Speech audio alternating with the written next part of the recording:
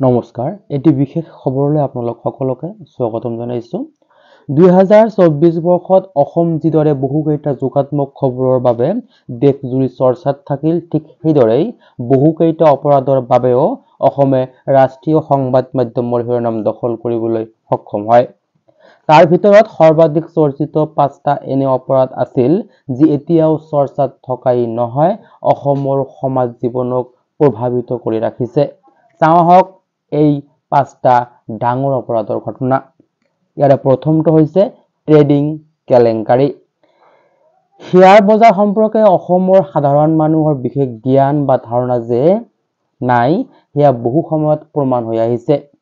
কিন্তু একাংশ জনা বুজা মানুহেও যে শ্বেয়াৰ বজাৰ বা ট্ৰেডিঙৰ প্ৰাৰম্ভিক বিষয়টোৰ সন্দৰ্ভতে অজ্ঞ, সেয়া স্পষ্ট হৈ পৰিল অসমত সংঘটিত হোৱা হাজাৰ হাজাৰ কোটি টকীয়া ট্ৰেডিং কেলেংকাৰীৰ বিষয়টো পোহৰলৈ অহাৰ লগে লগে। ডিবি ষ্টকছ ব্ৰেকিঙৰ জৰিয়তে কেইবা হাজাৰ কোটি টকালৈ দীপঙ্কৰ বৰ্মন নামৰ যুৱকজনে পলায়ন কৰাৰ পাছতে অসমীয়া প্ৰতিদিন ডিজিটেল প্ৰথমে পোহৰলৈ আনিছিল অসমত সংঘটিত হোৱা এনে এক বৃহৎ ট্ৰেডিং কেলেংকাৰী। উজনি অসমৰ ডিব্ৰুগড়ক কেন্দ্ৰ হিচাপে লৈ গঢ়ি তোলা এই ট্ৰেডিং কেলেংকাৰীয়ে জোকাৰি গল সমগ্ৰ ৰাজ্য। কোৰিঅগ্ৰাফাৰ তথা ৰিলছৰ অভিনেত্ৰী চুমি বৰা আৰু তেওঁৰ বহু চৰ্চিত ভাতৃ বিশাল ফুকন আছিল এই কেলেংকাৰীৰ মাষ্টাৰ মাইণ্ড। চৰ্চা অনুসৰি প্ৰায় 7,000 কোটি টকাৰ কেলেংকাৰী সংঘটিত কৰিছিল চুমি, বিশাল এণ্ড তেওঁৰ কোম্পানীয়ে। সেইদৰেই ডিবি ষ্টকছ ট্ৰেডিং, FX, ব্লুজ আইজ আদি ট্ৰেডিং কোম্পানী কেইটাও অসমৰ সাধাৰণ ৰাইজৰ পৰা ভুৱা ট্ৰেডিঙৰ নামত লুটিলে শ কোটি টকা। আনকি ভুৱা ট্ৰেডিং কোম্পানীয়ে অসমৰ মুখ্যমন্ত্ৰীৰ সাহায্য পুঁজিত কোটি টকাৰ অনুদান আগবঢ়াৰো অভিযোগ উত্থাপন হৈছে। মুখ্যমন্ত্ৰীয়ে উল্লেখ কৰা মতে মুখ্যমন্ত্ৰীৰ সাহায্য পুঁজিত কোটি টকাৰ অনুদান আগবঢ়াবলৈ যোৱাৰ সময়তে ধনৰ উৎস বিচাৰতে পোহৰলৈ আহিছিল অনলাইন কেলেংকাৰীৰ তথ্য। অসমৰ এই ভুৱা ট্ৰেডিং কেলেংকাৰীৰ মুঠ 41টা গোচৰ ইতিমধ্যে CBI-য়ে তদন্ত অব্যাহত ৰাখিছে। তদন্ত অব্যাহত ৰখা CBI-ৰ দলটোৱে অনলাইন ট্ৰেডিং কোম্পানীসমূহৰ সকলো নথি জব্দ কৰাৰ উপৰিও কেলেংকাৰীত জড়িত বহুকেইজনক জেৰা কৰিছে CBI-ৰ দলে। ইয়াৰ উপৰি অনলাইন ট্ৰেডিঙত ধন বিনিয়োগ কৰা বিনিয়োগকাৰীকো সোধা পোছা কৰিছে। এই 5টা ডাঙৰ অপৰাধজনিত ঘটনাৰ ভিতৰত দ্বিতীয় ডাঙৰ অপৰাধজনিত ঘটনাটো হৈছে ধিঙৰ ধৰ্ষণ কাণ্ড। যোৱা 22 আগষ্টৰ সন্ধিয়া ধঙৰ ৰাজপথত উদ্ধাৰ হৈছিল এগৰাকী যুৱতী। মুমূৰ্ষ অৱস্থাত উদ্ধাৰ হোৱা যুৱতীগৰাকীক দলবদ্ধ ধৰ্ষণ কৰি পেলাই থৈ যোৱাৰ অভিযোগ উত্থাপন কৰাৰ পিছতেই সমগ্ৰ ৰাজ্যজুৰি আৰম্ভ হৈছিল প্ৰতিবাদ। ৰাজ্যৰ ৰাজনীতিও গৰম কৰি তুলিলে এই ঘটনা। বিভিন্ন দল সংগঠনে ভুক্তভোগী যুৱতীগৰাকীৰ ন্যায় বিচাৰি ভিন্ন স্থানৰ পৰা ধিঙলৈ আহি সাব্যস্ত কৰিলে প্ৰতিবাদ। তাৰ মাজতেই ধিং আৰক্ষীয়ে 23 আগষ্টত তফজালুল ইছলাম নামৰ এজন যুৱকক এই ঘটনাৰ সৈতে জড়িত থকাৰ অভিযোগত গ্ৰেপ্তাৰ কৰে। 24 আগষ্টৰ পুৱতি নিশা ক্ৰাইম চিনি ৰিয়েকশ্যনৰ বাবে নিয়ে আৰক্ষীয়ে। 24 আগষ্টৰ পুৱতি নিশা ক্ৰাইম চিনি ৰিয়েকশ্যনৰ বাবে আৰক্ষী নিয়ে। আৰক্ষীয়ে জনোৱা মতে পুৱতি নিশা তফজালুলে হেণ্ডকাফ সহ আৰক্ষীৰ জিম্মাৰ পৰা পলায়নৰ চেষ্টা কৰি পুখুৰীত জাপ দিয়ে আৰু তেওঁৰ মৃত্যু হয়। এই ঘটনাৰে জড়িত আন 2 অভিযুক্ত গোলাবুদ্দিন আৰু ফৰিদুল ইছলামক পৰৱৰ্তী সময়ত আৰক্ষীৰ হাতত গতাই দিয়ে সংখ্যালঘু সংগঠনৰ নেতাই। কিন্তু এই ঘটনাৰ অভিযুক্ত তফজালুল ইছলামৰ মৃত্যুক লৈ নতুন বিতৰ্কৰ সূচনা হয়। আৰক্ষীৰ জিম্মাত থাকোতে পানীত পৰি মৃত্যু হোৱা তফজালুল দৰাচলতে ধৰ্ষণ কাণ্ডৰে জড়িত তফজালুল নাছিল। এজন তফজালুল আছিল আন এজন তফজালুল। মূল অভিযুক্ত তফজালুল ইছলাম আৰু আৰক্ষীৰ জিম্মাত পুখুৰীত পৰি মৃত্যু হোৱা তফজালুল ইছলাম দুজন ব্যক্তি ভিন্ন বুলি দাবী উত্থাপন হয়।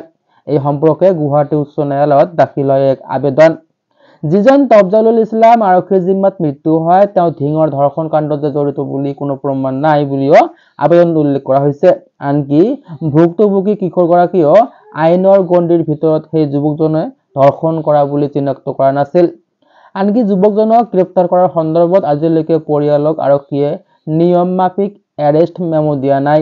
লগতে মৰণোত্তৰ পৰীক্ষাৰ প্ৰতিবেদন পৰিয়ালৰ লোকে লাভ কৰা নাই বুলি অভিযোগ কৰিছে। এই ঘটনাও জোকাৰি যায় ৰাজ্য। ইয়াৰে তৃতীয় ডাঙৰ ঘটনাটো হৈছে বিদ্যালয়ত হত্যাকাণ্ড। 2024ত ৰাজ্যৰ কেইবাটাও প্ৰান্তত বিদ্যালয়ত সংঘটিত হয় কেইবাটাও অপৰাধজনিত ঘটনা। শিক্ষাৰ্থীৰ হাতত শিক্ষক সহপাঠীৰ মৃত্যুৰ দৰে অনাকাংক্ষিত ঘটনা সংঘটিত হল অসমত 2024 বৰ্ষটোত। 6 জুলাইত শিৱসাগৰৰ সাই বিকাশ একাডেমীৰ শিক্ষক ৰাজেশ বাবুক ছুৰীৰে আক্ৰমণ কৰি হত্যা কৰিলে বিদ্যালয়খনৰ একাদশ শ্ৰেণীৰ ছাত্ৰই। দৰং জিলাৰ দলগাঁৱত আকৌ মণিমালা ভৌমিক নামৰ এগৰাকী নৱম শ্ৰেণীৰ ছাত্ৰীক বিদ্যালয়তে সহপাঠীৰ চোকা অস্ত্ৰেৰে হত্যা কৰা হল। একেখন জিলাৰে আকৌ মহলীয়াপাৰাৰ এখন বিদ্যালয়ত দশম শ্ৰেণীৰ আক্ৰমণত মৃত্যু হয় ভৱেশ ডেকা নামৰ এজন শিক্ষাৰ্থীৰ। অভিযোগ অনুসৰি 4 ছাত্ৰই মিলি ভৱেশ ডেকা নামৰ এজন ছাত্ৰক কৰিছিল আক্ৰমণ। দশম শ্ৰেণীৰ ছাত্ৰকেইজনে আক্ৰমণত শ্ৰেণীকোঠাত মৃত্যুমুখত পৰে ভৱেশ ডেকা। ইয়াৰে 4 নম্বৰ ডাঙৰ ঘটনাটো হৈছে নগাঁৱত প্ৰেমৰ বাবেই হত্যাৰ বলি হল 4 জন। বছৰটোৰ প্ৰায় শেষৰ ফালে যোৱা 22 নৱেম্বৰত নগাঁও জিলাত সংঘটিত হয় ৰাজ্য কঁপাই যোৱা আন এক হত্যাকাণ্ড। এই হত্যাকাণ্ডত একেটা পৰিয়ালৰ 3 জন লোকৰ মৃত্যু হোৱাৰ লগতে আন এজন যুৱকৰো মৃত্যু হয়। নগাঁও জিলাৰ গৰাজানত সংঘটিত হৈছিল এই ঘটনা। গৰাজানৰ গুণধৰ সৰকাৰৰ জ্যেষ্ঠ কন্যা নৱস্মিতা সৰকাৰৰ বিয়াৰ পূৰ্বে স্বগৃহতে হত্যাৰ বলি হৈছিল গুণধৰ সৰকাৰৰ লগতে তেওঁৰ পত্নী আৰু কনিষ্ঠ কন্যা জয়স্মিতা সৰকাৰ। তেওঁলোকৰ সৈতে ৰক্তাক্ত মৃতদেহ উদ্ধাৰ হৈছিল অনুপম সূত্ৰধৰৰ। গুণধৰ সৰকাৰৰ জ্যেষ্ঠ কন্যা নৱস্মিতা সৰকাৰৰ সৈতে অনুপম সূত্ৰধৰৰ আছিল প্ৰেমৰ সম্পৰ্ক। এই সম্পৰ্কৰ বাবেই সংঘটিত হৈছিল হত্যাকাণ্ডটো। হত্যাকাণ্ডৰ সৈতে জড়িত গুণধৰ সৰকাৰৰ ভতিজা অমল সৰকাৰক আৰক্ষীয়ে গ্ৰেপ্তাৰ কৰাৰ পাছতেই পোহৰলৈ আহিছিল হত্যাকাণ্ডটোৰ প্ৰকৃত ৰহস্য। আৰক্ষীয়ে প্ৰকাশ কৰা তথ্য অনুসৰি অনুপম সূত্ৰধৰে প্ৰথমে গুণধৰ সৰকাৰ আৰু পত্নী কন্যাক দাৰে ঘপিয়াই হত্যা কৰিছিল। এই হত্যাকাণ্ড নিজ চকুৰে দেখিছিল গুণধৰ সৰকাৰৰ ভতিজা অমল সৰকাৰে। পাছত এই একেখন দাৰেই অমলে ঘপিয়াই হত্যা কৰিছিল অনুপম সূত্ৰধৰকো।